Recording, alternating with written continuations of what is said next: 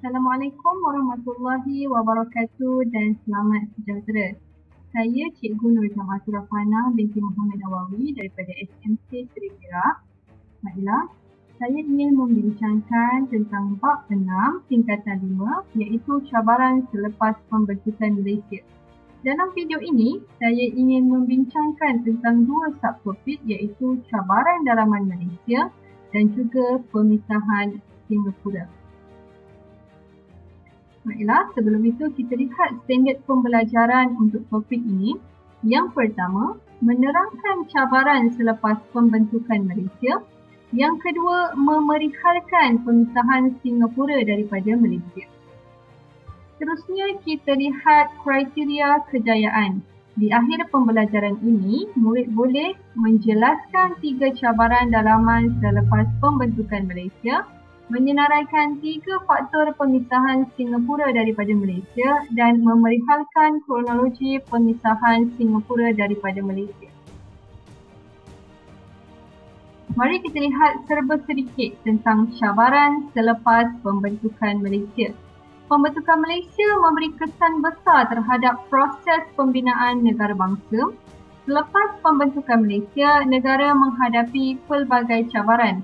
Antaranya ialah cabaran dalaman Malaysia, pemisahan Singapura, ancaman komunis, isu pembangunan dan ekonomi serta tragedi hubungan antara kaum. Kita teruskan dengan subtopik yang pertama iaitu 6.1 cabaran dalaman Malaysia. Pembentukan Malaysia membuktikan kejayaan persekutuan yang terdiri daripada 13 buah negeri. Namun, negara kita terpaksa berhadapan dengan cabaran dalaman kerana mempunyai penduduk yang terdiri daripada pelbagai latar belakang kaum dan juga etnik. Cabaran utama bagi Malaysia adalah dalam bidang pembangunan dan ekonomi, terutamanya di Sarawak dan Sabah. Cabaran persaingan politik yang menggugat perpaduan kaum serta ancaman komunis yang menggugat keamanan dan keselamatan negara. Seterusnya kita lihat 3 cabaran dalaman Malaysia iaitu cabaran pembangunan dan sosioekonomi di Sarawak dan Sabah, cabaran politik di Sarawak dan cabaran perpaduan kaum. Kita teruskan dengan cabaran yang pertama iaitu cabaran pembangunan dan sosioekonomi di Sarawak dan Sabah. Untuk cabaran pembangunan dan sosioekonomi ini terdapat 3 aspek iaitu mempelbagaikan kegiatan ekonomi, memajukan sistem perhubungan dan pengangkutan serta memajukan sistem pendidikan.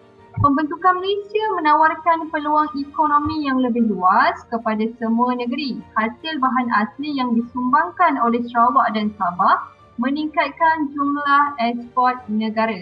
Pengeluaran ekonomi negara bertambah daripada getah dan biji timah kepada lada hitam, petroleum, minyak kelapa sawit, kayu balak dan juga kokok. Walau bagaimanapun, negara menghadapi cabaran bagi menyeimbangkan pembangunan dan ekonomi di kedua-dua negeri ini. Kita lihat aspek yang pertama iaitu mempelbagaikan kegiatan ekonomi.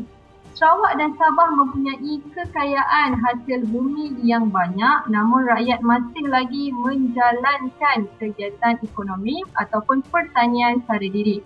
Bagi melibatkan rakyat dengan aktiviti ekonomi komersial, maka kerajaan perlu menyusun bidang pekerjaan. Dalam usaha menghadapi cabaran ini, kerajaan mempelbagaikan pertanian komersial seperti kelapa sawit, getah dan kokok. Selain itu, kerajaan juga membuka peluang kepada penduduk untuk menyertai bidang petroleum. Seterusnya, yang kedua, memajukan sistem perhubungan dan pengangkutan. Saiz negeri yang besar bagi Sarawak dan Sabah menjadi cabaran dalam bidang perhubungan dan pengangkutan. Kedua-dua negeri ini masih lagi bergantung kepada sistem pengangkutan air iaitu sungai dan juga laut bagi tujuan perhubungan. Oleh itu, tugas utama kerajaan adalah untuk membina sistem perhubungan dan pengangkutan terutama kepada penduduk di kawasan pedalaman. Okey. Usaha ini telah dilaksanakan melalui rancangan pembangunan 5 tahun Malaysia. Sarawak dan Sabah telah dimasukkan dalam rancangan Malaysia pertama bermula pada tahun 1966. Seterusnya kita lihat memajukan sistem pendidikan. Kebanyakan sekolah yang wujud pada zaman British adalah sekolah vernakular Inggeris dan Cina yang terdapat di kawasan bandar. Penduduk di kawasan pedalaman tidak mendapat peluang secukupnya untuk bersekolah. Oleh itu, usaha ditumpukan kepada pembinaan sekolah dan melatih guru bagi memberikan pendidikan kepada penduduk khususnya kaum Bumiputera. Seterusnya kita lihat cabaran yang kedua iaitu cabaran politik di Sarawak. Baiklah, krisis perlembagaan berlaku di Sarawak pada bulan Jun 1966 apabila 21 orang ahli Kaunsil Negeri tidak berpuas hati dengan kepimpinan Stephen Kalung Lincoln sebagai Ketua Menteri Sarawak. Stephen kemudiannya dipecat oleh Gubernur. Beliau mencabar tindakan tersebut di Mahkamah Tinggi Sarawak dan menang kes pada September 1966. Beliau kembali menjadi Ketua Menteri tetapi mendapat undi tidak percaya daripada Kaunsil Negeri. Krisis politik ini menyebabkan berlaku ketidakstabilan di Sarawak yang mengancam keselamatan dan keamanan. Pada September 1966 juga darurat diisytiharkan di Sarawak. Kemudiannya Stephen Kalung Lincoln telah digantikan dengan Sawi. Seterusnya kita lihat cabaran yang terakhir dalam cabaran dalaman Malaysia.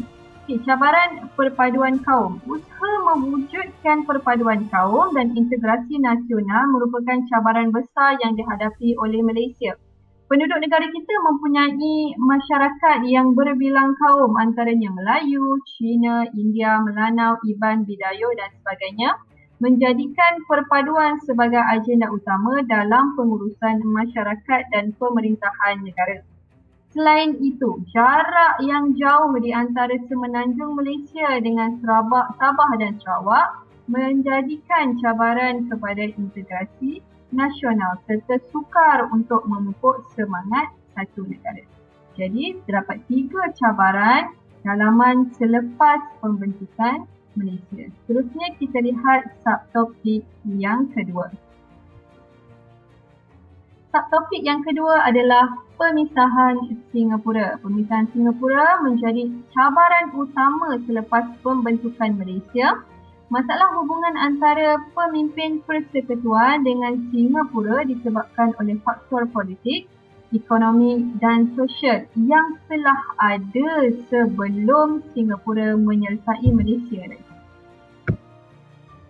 Faktor pemisahan Singapura boleh kita lihat daripada 3 faktor iaitu faktor politik, ekonomi dan juga masalah perkauman.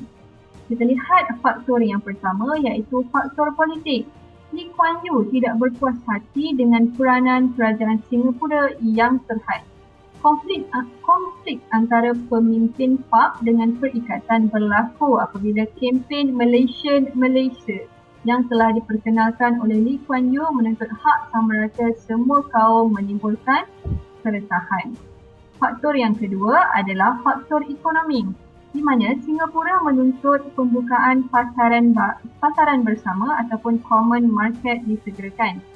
Singapura tidak berpuas hati dengan cadangan tambahan cukai yang perlu diberikan kepada kerajaan persekutuan. Singapura juga mahu mengenakan kadar faedah terhadap sebahagian daripada pinjaman sebanyak 150 juta kepada kerajaan persekutuan untuk pembangunan Sarawak dan Sabah. Dan faktor yang terakhir adalah masalah perkauman. Usuhan kaum telah berlaku di Singapura pada 21 Julai 1964 yang menimbulkan ketegangan antara kaum. Usuhan berlaku ekoran usaha menuntut persamaan hak sama rata bagi semua kaum. Perkara ini telah menjadi isu perkauman. Jadi terdapat 3 faktor yang menyebabkan Singapura keluar daripada Malaysia. Seterusnya kita lihat kronologi pemisahan Singapura daripada Malaysia. Bermula pada 29 Jun 1965, Kegagalan rundingan Tun Abdul Razak Hussein dengan Lee Kuan Yew. Rentetan daripada kegagalan tersebut, pada 1 Julai 1965, Tunku Abdul Rahman mengarahkan Tun Abdul Razak bermesyuarat dengan beberapa menteri seperti Dr. Ismail Abdul Rahman, Tan Siew Sin dan B.T. Sambatan untuk berbincang tentang pemisahan. Awal Ogos 1965, Mesyuarat Khas Kabinet Malaysia bersetuju dengan rancangan pemisahan. Kemudiannya, pada 7 Ogos 1965, Tunku Abdul Rahman dan Lee Kuan Yew menandatangani persetujuan untuk Singapura keluar daripada Malaysia. Akhirnya, pada 9 Ogos 1965, Tunku Abdul Rahman membawa usul pemisahan Singapura ke dalam Parlimen Malaysia. Parlimen meluluskan rang undang-undang pemisahan Singapura. Kemudian, secara rasmi, Singapura keluar daripada Malaysia.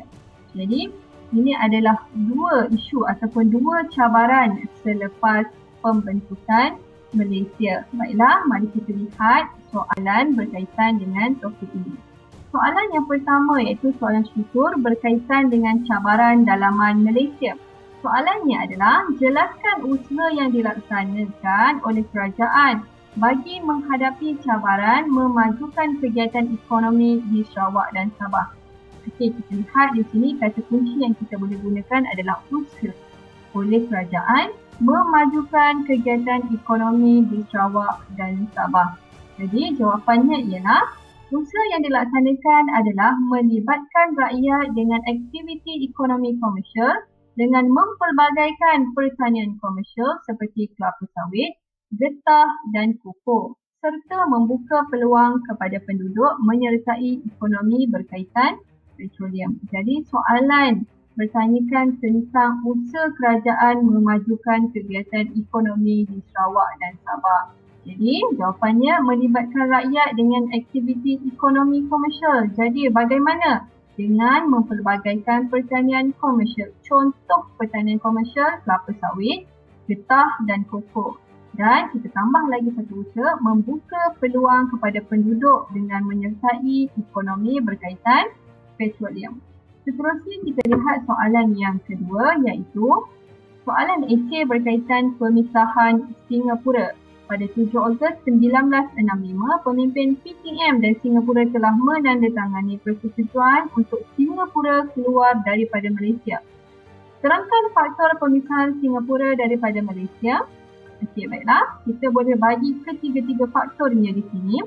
Antara faktor pemisahan Singapura daripada Malaysia ialah faktor politik, di mana Lee Kuan Yew tidak berpuas hati dengan peranan kerajaan Singapura yang terhad. Tambahan itu, berlaku konflik di antara pemimpin PARC dengan perikatan apabila Lee Kuan Yew melaksanakan kempen Malaysian Malaysia yang menuntut hak sama rata semua kaum. Selain itu, faktor ekonomi, Singapura menuntut pembukaan pasaran bersama disegerakan. Singapura juga tidak berpuas hati dengan cadangan tambahan cukai yang perlu diberikan kepada kerajaan persekutuan. Faktor seterusnya adalah masalah perkauman. Kerusuhan kaum telah berlaku di Singapura pada 21 Julai 1964 yang mengakibatkan ketegangan antara kaum. Jadi ini adalah jawapan, contoh jawapan yang boleh kita gunakan. Baiklah, secara rumusannya. Negara kita menghadapi pelbagai cabaran dalam usaha mewujudkan keseimbangan pembangunan dan ekonomi. Namun, pelbagai usaha telah dilakukan oleh pihak kerajaan bagi mengatasinya. Pemisahan Singapura daripada Malaysia juga adalah satu perkara yang tidak dapat dielakkan. Kedua-dua negara ini mengambil langkah yang bijak dengan menggunakan kaedah rundingan bagi menyelesaikan masalah yang berlaku. Sebagai warga negara Malaysia yang prihatin, kita juga bertanggungjawab dalam memastikan keamanan negara. Sampai di sini sahaja. Sekian, terima kasih. Assalamualaikum warahmatullahi wabarakatuh.